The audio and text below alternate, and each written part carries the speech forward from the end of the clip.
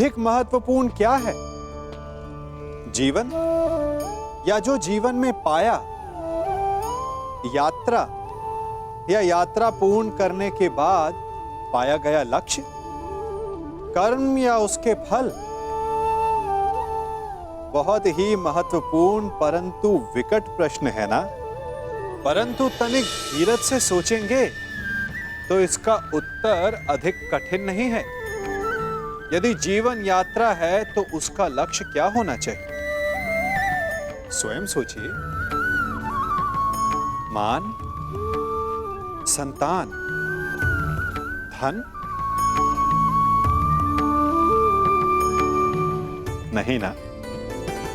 अंतिम लक्ष्य है परम आनंद, और ये अचानक से नहीं मिलता। इसे पाने का केवल एक ही उपाय, और वही आपका कर्म, वही आपकी यात्रा भी, और वही आपका प्रारब्ध भी है। और आपको कौन बताता है कि आपके लिए सही क्या है?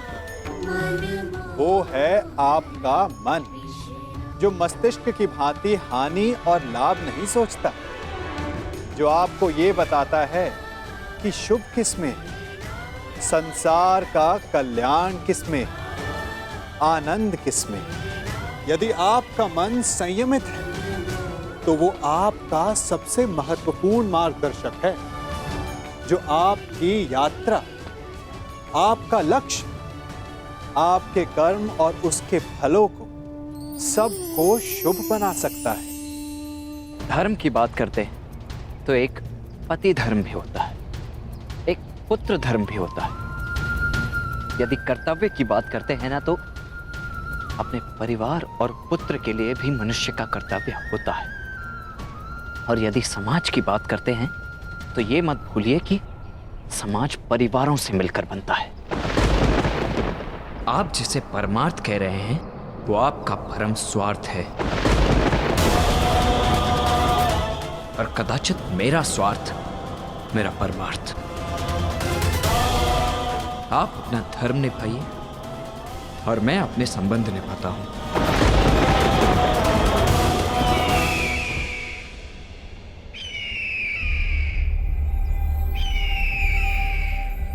अब मैं चलता हूं, मुझे शीघ्र ही कहीं पहुंचना है अपने संबंध निभाने के लिए।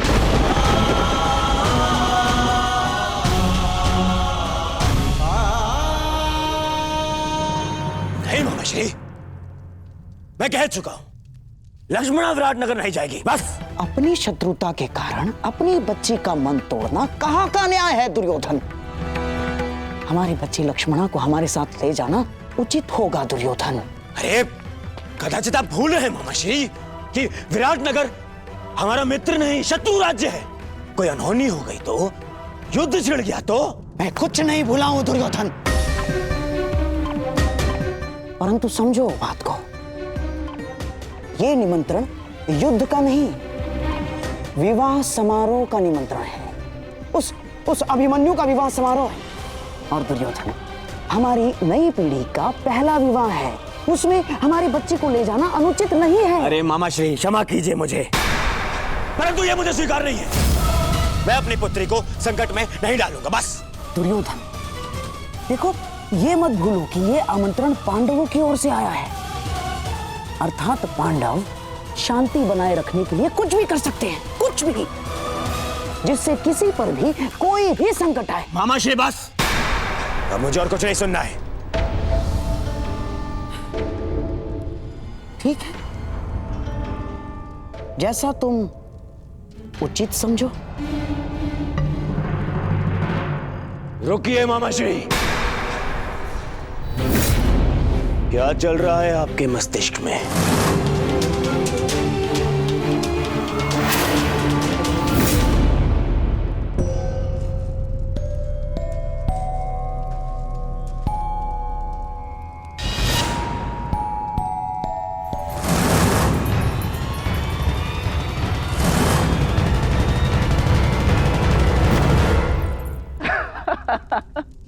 वृश्चिसेन, क्षमा चाहता हूं। नहीं, मैं क्षमा चाहती हूँ तुम्हें इस प्रकार यहाँ बुलाने के लिए। परंतु बात ही कुछ ऐसी थी। वो, मैं एक विवाह में जा रही हूँ और मैं चाहती हूँ कि सांब भी वहां उपस्थित हो और उसे केवल तुम ही वहां ला सकते हो, तो तुम्हारी बात अवश्य मानेंगे। अच्छा, तुम्हारे कहने का तात्पर्य है कि वो तुमसे अधिक मेरी बात मानेगा। वृषसेन, ये परिहास का समय नहीं है, मेरी जान पर लगी है। अब मैं स्वयं जाके तो उन्हें वहां से आने को नहीं बोल सकती ना, क्योंकि मैं जानती हूँ कि वो नहीं आएंगे। परंतु इस बार उनका वहां आना अति आवश्यक है और तुम मेरे मित्र होके ऐसे उपहास कर रहे हो। अरे अरे, ठीक है, यदि इतना ही आवश्यक है तो मैं स्वयं जाकर कुमार सांब को लेकर उपस्थित हो जाऊंगा। कहाँ है वे? विराट नगर में। वहां तो कुमार अभिमन्यु के विवाह का आयोजन चल रहा है ना, अर्थात तुम उस विवाह में। प्रश्न ये नहीं है कि लक्ष्मणा विराटनगर जाए या ना जाए, प्रश्न ये है कि आप उसे वहां ले जाने का हट क्यों कर रहे हैं? क्यों मामाश्री? ऐसा कुछ नहीं है दुर्योधन।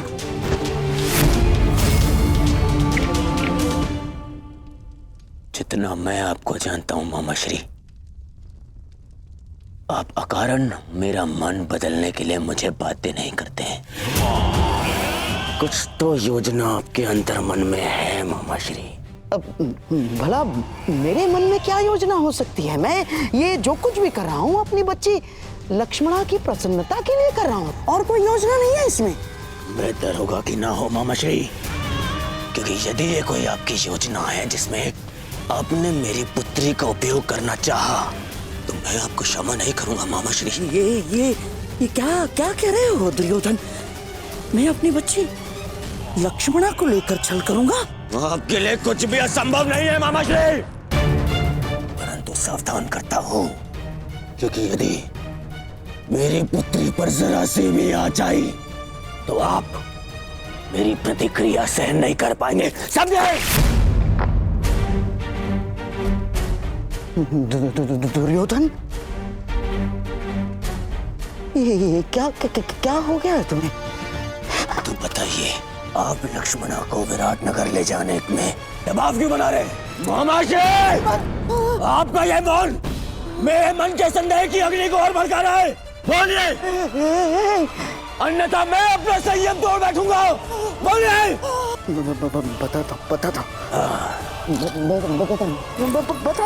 बताता हूँ। भूल जाओ लक्ष्मणा, ये संभव नहीं। तुम अपना ये संदेश किसी और के हाथों पहुंचा दो, मैं ये नहीं कर सकता। परंतु क्यों? लक्ष्मणा, वहां कौरव और पांडव सभी उपस्थित होंगे और मैं नहीं चाहता कि तुम्हारा सामना तुम्हारे पिता से हो, यही ना? वृषसेन, मैं जानती हूँ कि तुम और सांब अपने पिता के समक्ष नहीं जाना चाहते, परंतु ये मेरे और सांब के जीवन का प्रश्न है। मित्र हो ना, सहायता नहीं करोगे? वृषसेन, मैं तुमसे विनती करती हूँ, केवल एक बार उनसे बात तो करके देखो। वहां कुछ ऐसा होने वाला है जो हमारे जीवन को एक नई दिशा देगा। ठीक है, मैं उससे बात करने का प्रयास करूंगा, परंतु वो मानेगा या नहीं ये मैं नहीं कह सकता। तुम प्रयास तो करके देखो, सब ठीक होगा। मुझे अपने मित्र पे पूरा भरोसा है। लक्ष्मणा के विषय में क्या कहना है आपको? लक्ष्मणा के विषय में नहीं, लक्ष्मणा के विवाह के विषय में। लक्ष्मणा का विवाह? हाँ दुर्योधन, अब तुम मेरी बात ध्यान से सुनना दुर्योधन। अब मैं तुम्हें बताता हूं कि मेरे मस्तिष्क में क्या चल रहा है।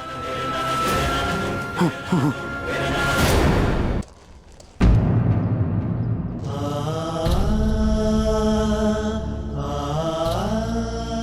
मुझे नहीं पता था कि आप अभी यही हैं।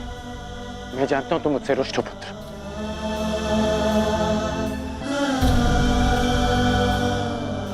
अब समझ में आ रहा है मुझे कि माता और सुप्रिया मुझे तुमसे मिलने से क्यों रोक रही थी। माता और दादी माँ को सदा यही लगता था कि हम एक दूसरे से ना मिलें, परंतु सत्य तो ये है कि मैंने सदैव इस भेंट की प्रतीक्षा की कि मैं आपको बता सकूं जो परिवर्तन आप लाना चाहते हैं वो बस केवल एक स्वप्न है जो कभी पूरा नहीं हो सकता। इतने वर्षों में भी आप कुछ नहीं कर पाए। साधारण असहाय मनुष्यों पर आज भी अत्याचार होते हैं, उन पर अन्याय होता है और इस अन्याय को रोकने का एक ही उपाय है, अत्याचार और अत्याचारियों को जड़ से उखाड़कर फेंक दिया जाए। ये हल नहीं है पुत्र, ये हल नहीं है। अपनी अपनी सोच है। आप परिवर्तन में विश्वास रखते हैं और मैं परिणाम। आप कर्म पर विश्वास करते हैं और मैं फल पर। मैं वृक्ष से मिले फल पर विश्वास करता हूं।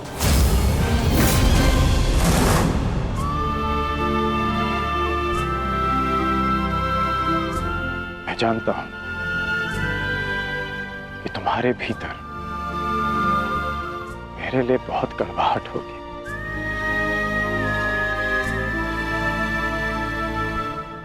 परंतु मुझे विश्वास है कि एक दिन तुम मेरा बलिदान अवश्य समझोगे।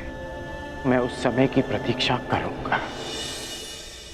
वो समय आएगा पुत्र, वो समय आएगा। वो दिन कभी नहीं आएगा जब मैं आपके तर्कों से सहमत होऊंगा।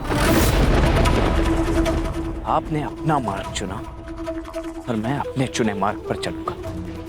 आप कीजिए प्रतीक्षा परिवर्तन की, परंतु मैं परिणाम लाऊंगा और मैं अपने मार्ग में किसी को नहीं आने दूंगा, फिर चाहे मुझे उसके लिए किसी का भी सामना करना पड़े। और यदि आपका भी सामना करना पड़ा तो मुझे स्वीकार है।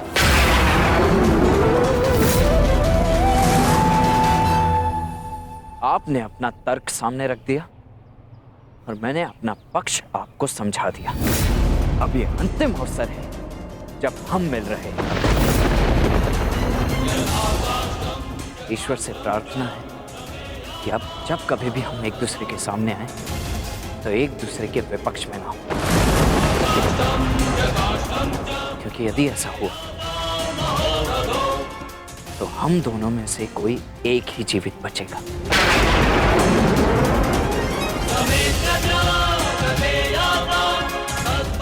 और दोनों ही पक्षों में हानि माता की ही होगी।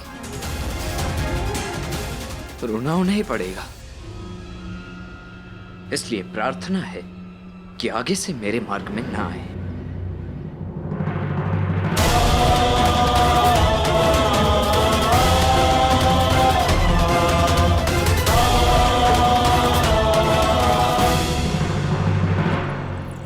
ये सुंदर है।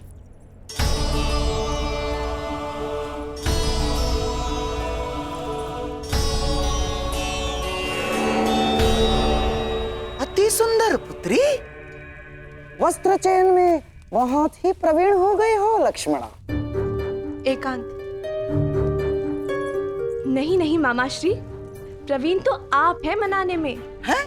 मुझे तो विश्वास ही नहीं हो रहा कि ये चमत्कार कैसे हुआ। पिताश्री को कैसे मनाया? विश्वास के कारण, क्योंकि शकुनी हमेशा अपने दिए वचन पूर्ण करता है। तुम्हें भी मुझ पर विश्वास करना सीखना होगा लक्ष्मणा। मुझे आप पर पूरा विश्वास है मामाश्री। तो क्या तुमने वो किया जो मैंने तुमसे करने को कहा था? क्या संभ विवाह में आएगा? जी मामाश्री, वो विवाह में अवश्य आएंगे। बहुत अच्छे बच्चे, जाओ अपने मधुर मिलन की तैयारियां करो। जाओ।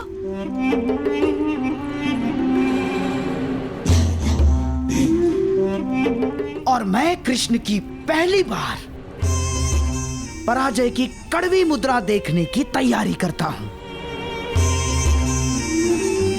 मैं नहीं जानता कि तुम भविष्य देख पा रहे हो या नहीं, परंतु मैं तुम्हें हारता हुआ अवश्य देख पा रहा हूं, अवश्य। नहीं जीतोगे तुम, नहीं जीतोगे तुम। चलिए। समझ नहीं आता ऐसा क्या है इस मोरपंख में कि सब इसे देखते ही अपना शीश झुका देते हैं। क्यों इसे देखते ही सबके मन में भक्ति उमड़ पड़ती है। जाने दो मित्र, जिसके मन में जो भावना है उसे रहने ही दो।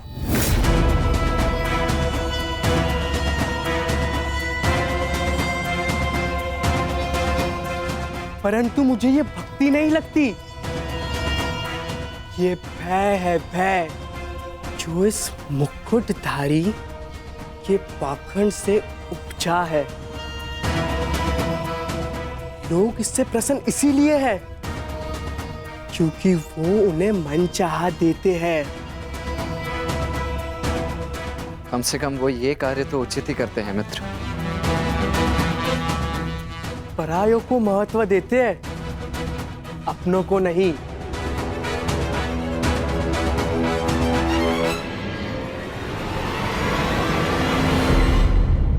परंतु हम अपनों की बात करें मित्र। तो क्या निर्णय लिया तुमने? विराटनगर आ रहे हो ना? तुमने सुना नहीं, मैं वहां नहीं जाऊंगा जहां मेरे पिता महान श्री कृष्ण वासुदेव हो। मुझे समझाने में तुम अपना समय व्यर्थ कर रहे हो मित्र। मैं तो स्वयं तुम्हें वहां जाने से रोकने आया हूं मित्र, क्योंकि वहां जाना समय को व्यर्थ करना ही है, अनावश्यक है। वो अभिमन्यु तुम्हें एक आंख नहीं भाती तो तुम उसके विवाह में जाओगे क्यों? हाँ, वो माना कि लक्ष्मणा वहां आ रही है, परंतु उससे क्या अंतर पड़ता है?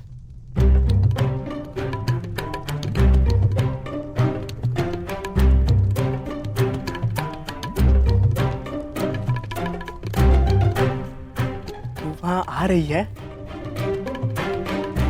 और वो चाहती है कि मैं भी वहां आऊं, है ना? और तुम मुझे वहां जाने से रोक रहे हो। मैं तो केवल अपने मुख पर आई मुस्कुराहट को रोक रहा हूं मित्र।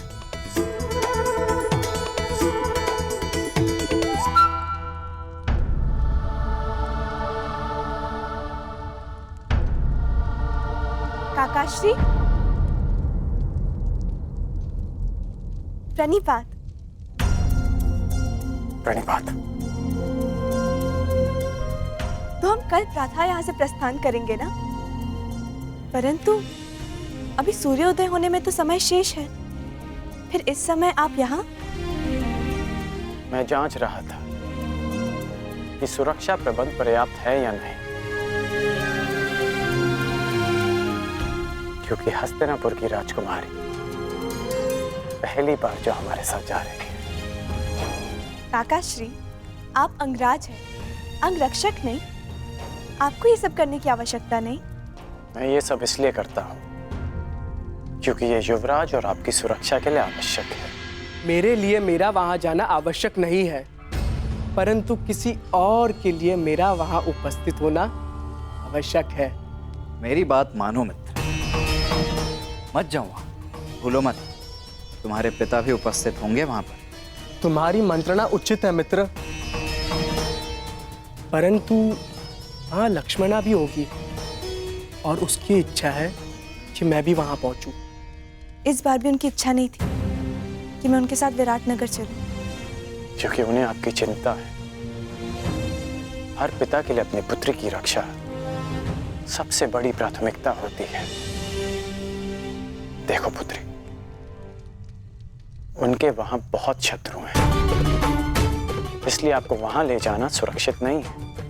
परंतु हम विवाह में जा रहे ना काकाश्री, युद्ध करने तो नहीं। शत्रु शत्रु होता है, कब युद्ध छेड़ दे कोई नहीं जानता।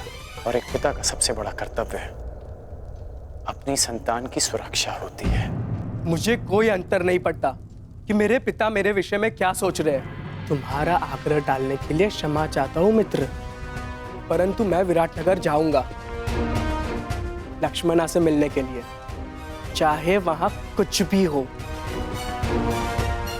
निश्चिंत होकर जाओ मित्र। यदि वहां कुछ होगा भी तो तुम्हारी रक्षा के लिए मैं वहां उपस्थित रहूंगा। चाहे जो हो राजकुमारी, स्मरण रखिएगा कि मैं आपकी रक्षा के लिए सदैव वहां उपस्थित रहूंगा।